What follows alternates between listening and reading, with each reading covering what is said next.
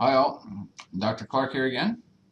Today we're going to talk about laboratory number 3 or lab number 3, and it's a fairly easy lab at first.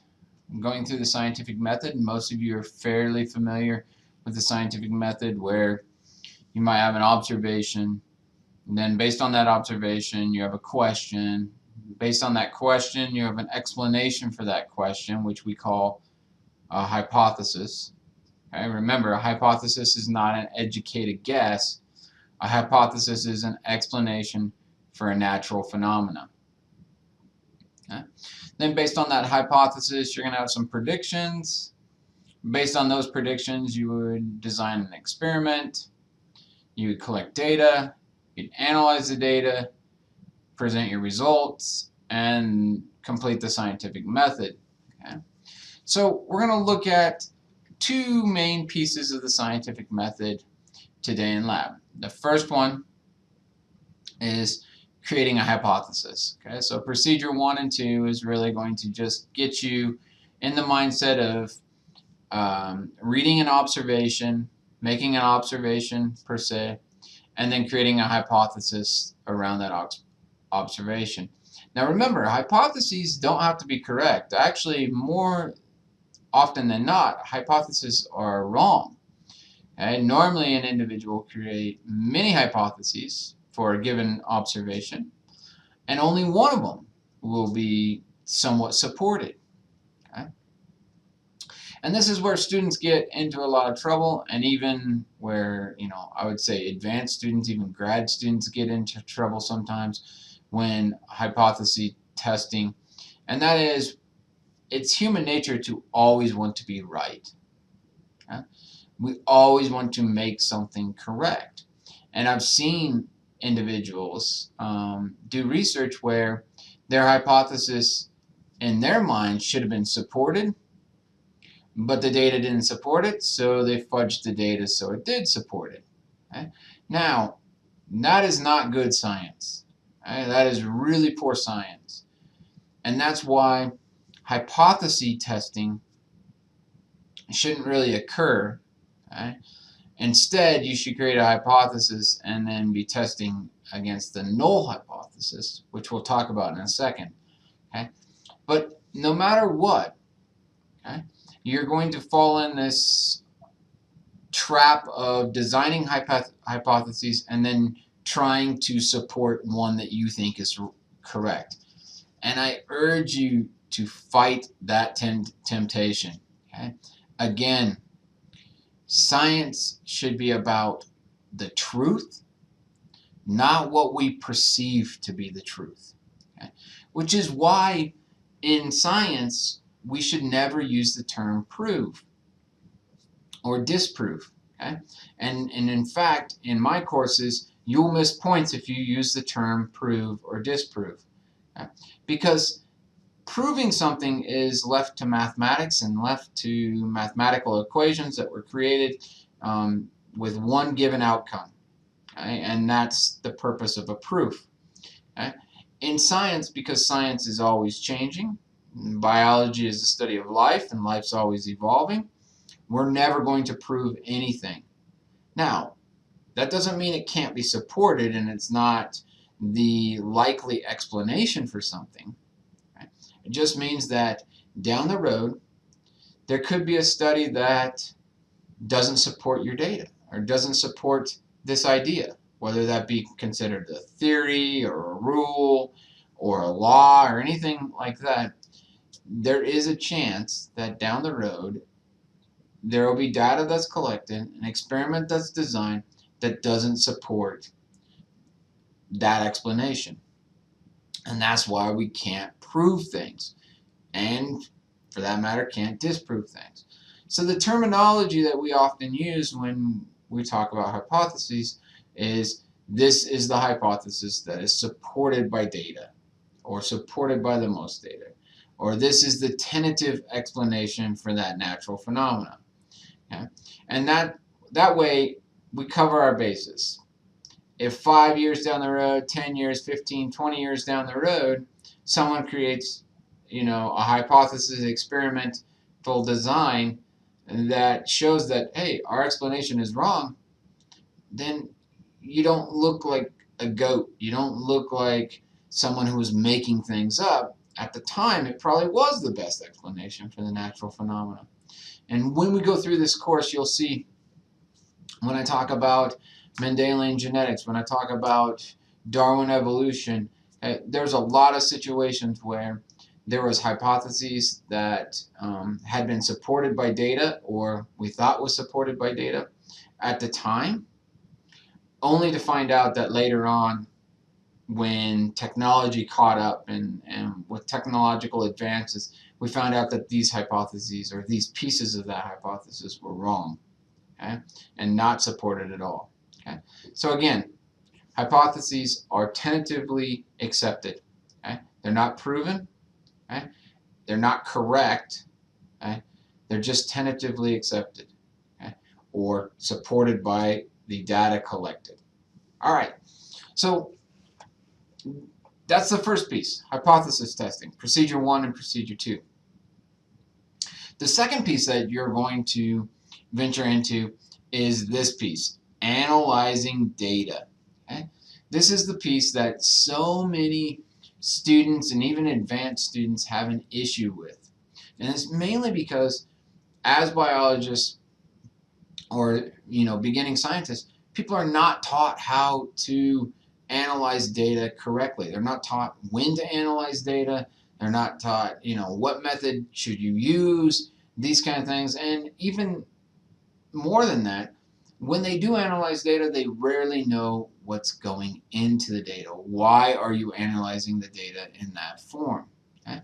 So today you're going to calculate, or in this lab you're going to calculate a t-test, sometimes called a student t-test, by hand, and then I'm going to show you through Excel how to do it quicker and more efficiently, but nonetheless, using both techniques, you should be able to see that what's going into the statistical analysis and what's coming out, and it should make more sense to you. Okay, so the first couple procedures you can see here, procedure 1, designing hypotheses, procedure 2, designing more hypotheses. Remember, hypotheses are explanations for natural phenomena that are testable. You have to be able to test the hypothesis. Okay. Next, after a hypothesis, you would design an experiment. I designed the experiment for you in this lab, okay, hypothetically, and I collected the data for you. So the hypothesis here is plants that receive fertilizer will grow faster, or will grow taller than those that do not receive fertilizer. Okay? That's an okay hypothesis.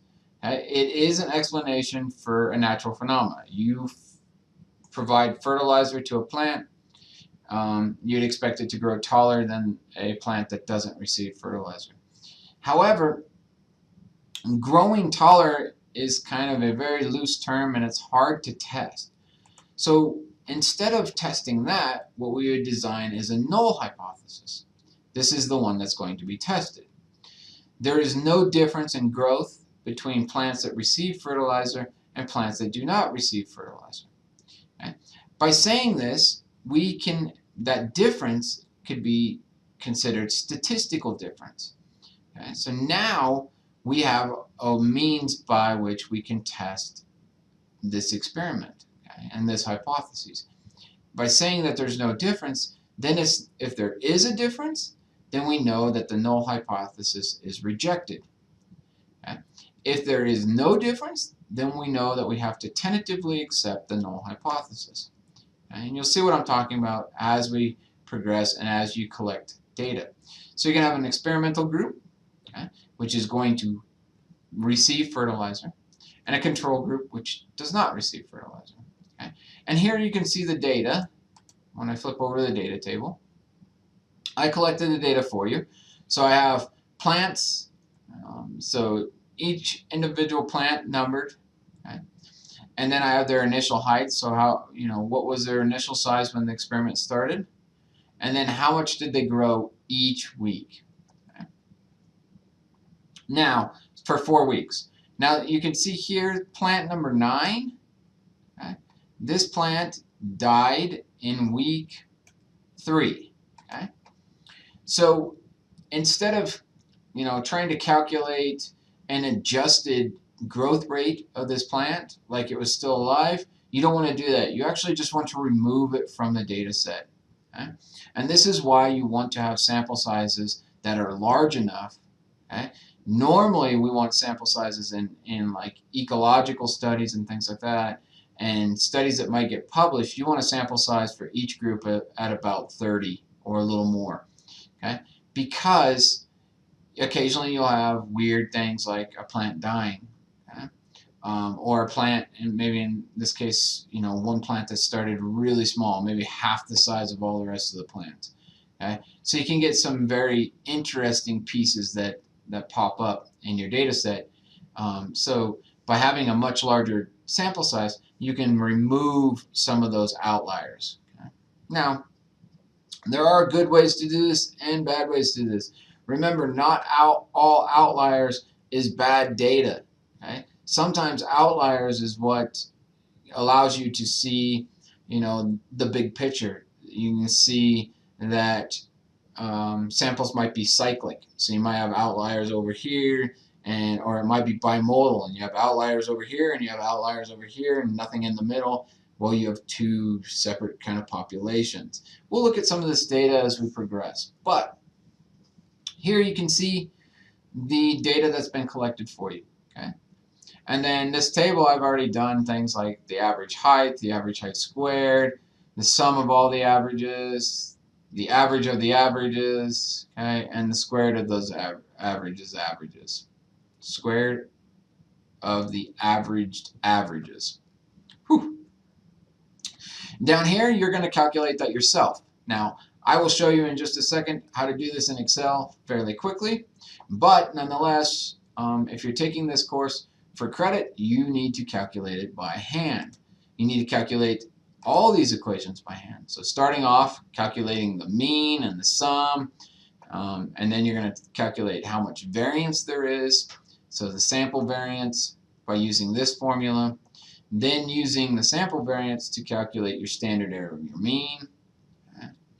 Then you can use the standard error of mean for both the control and the experiment, okay, to get the standard error of the differences. So this is going to take into account sample size differences between the two samples. So control, we already know, has only 9 plants because we're going to remove the dead one, and the experiment has 10. Okay. And then that'll give you the capability of calculating a t-statistic. Okay. The t is just going to be a calculated variable that we can compare to statistics on a t-table, okay, which is provided for you in Appendix C, or you can just Google t-table, okay, and you can see a table of values that have calculated the differences between two groups, and when the difference is big enough, or when the difference is occupying an alpha level of, whatever the alpha level is, 5% or 10% or 2% or whatever it is, that's the value that you have to have, or have to be higher than. It's normally represented as what we call the t-critical value, or the t-table value. Okay? And to also look at that, you need the degrees of freedom. Okay? And degrees of freedom is just the number of controls plus the number of experiments minus 2. So if we jump to this table, I can explain the table a little bit better. Okay. Oh, sorry. I didn't get that number down right. Okay. But here you go. And you'll have to excuse the different page things. I don't know why the PDF did this, but in your lab manual, it won't be this way. But here's Appendix C, t-distribution table, degree of freedom. So again, in our experiment, we have 19 plants, 9 from the control, 10 from the experiment. So we have 19 plants, but it's minus 2, so we should be looking at a degree of freedom of 17. In biology, we always use 95% confidence interval, which means that we accept 5% error, okay? Or we have an alpha level of 0.05. Okay? This means that 95% of the time, your outcome, your study, will be the same. Okay? So if you did this test and experiment and you did it 100 times, 95 of them would give you the same results. Okay? If it's significant, 95 of those 100 times, you would get a difference between the control plants and the experiment plants. 5% of the time, or potential of 5% of the time, you would get something different.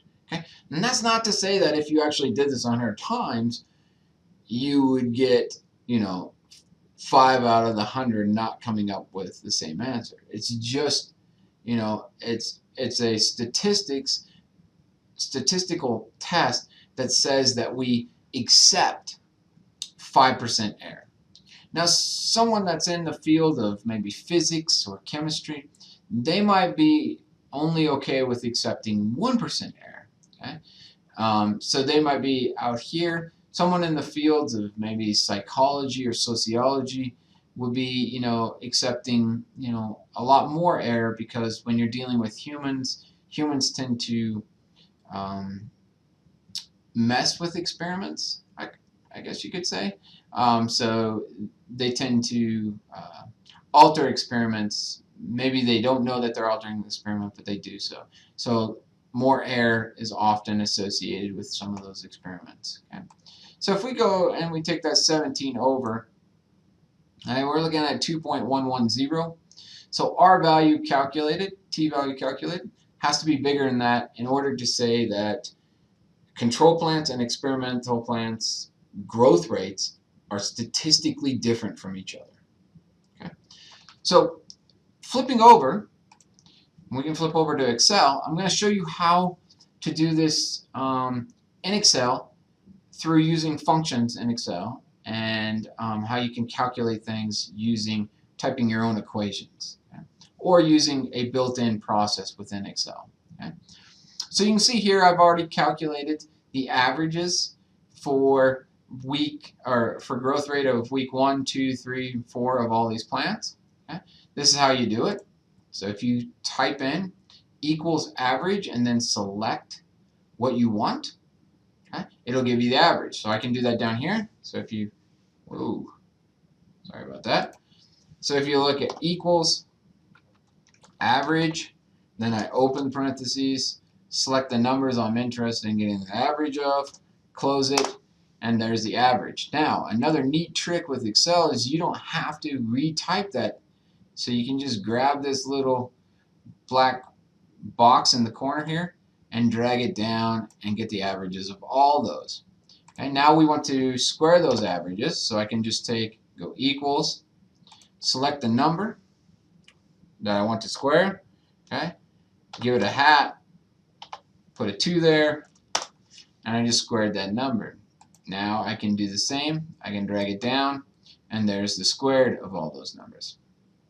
Remember, this little E looking thing is the sum, so we can add these all together pretty quick.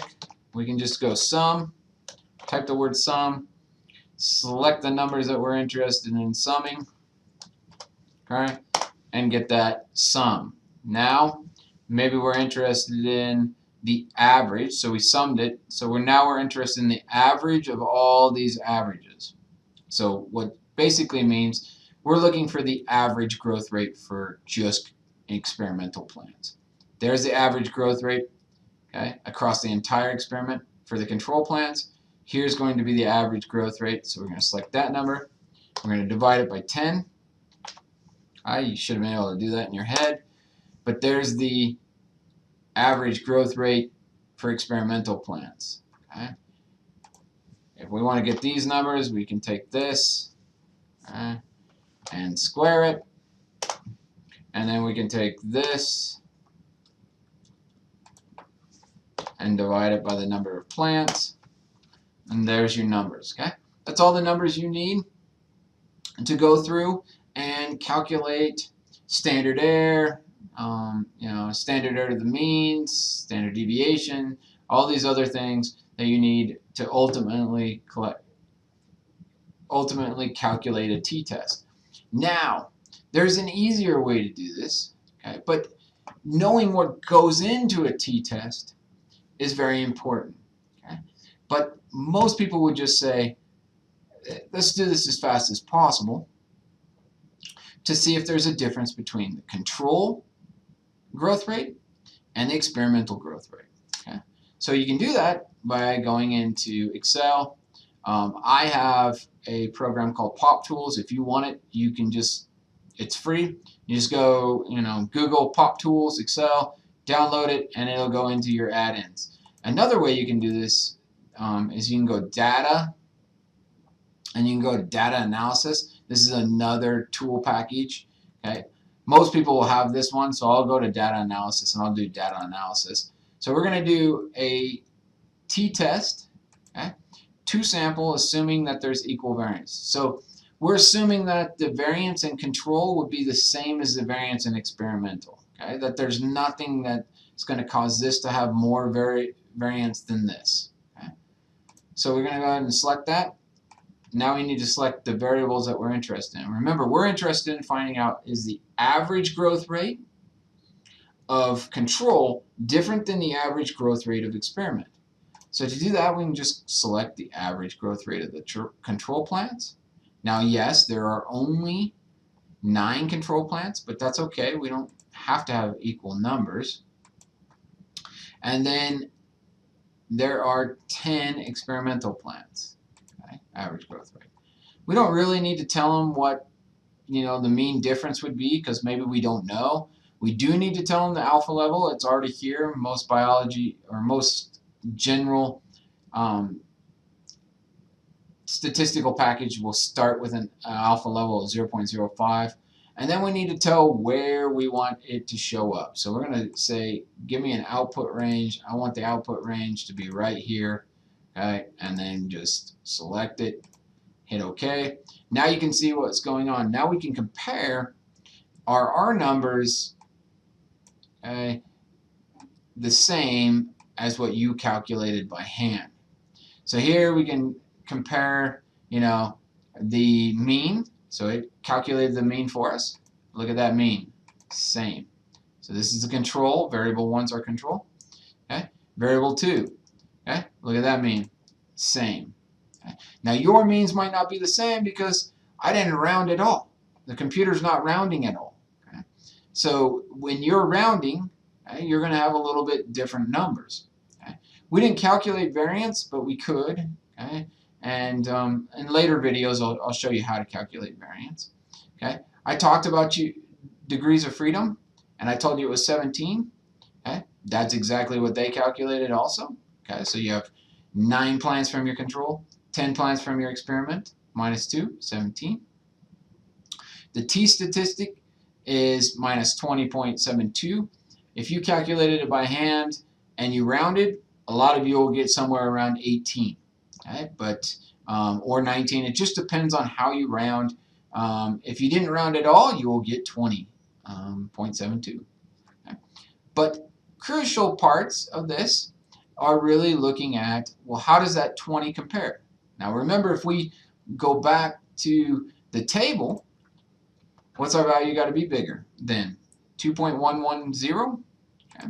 So that value, minus 20, is much larger than 2.110. Okay. And remember, t-test, this is a 2-sample t-test or 2-tailed t-test. So it doesn't matter if it's bigger or smaller, it really makes no difference, just as long as it's different than the value on the table. When you guys calculate it by hand, okay, my equation gives you the absolute. Okay, so this will be positive if you calculate it by hand. Okay, it doesn't matter for the computer. It doesn't matter. They make it negative. Really makes no difference because it's telling you that it could go either direction. Okay, but then what we're interested here is this p-value. Okay.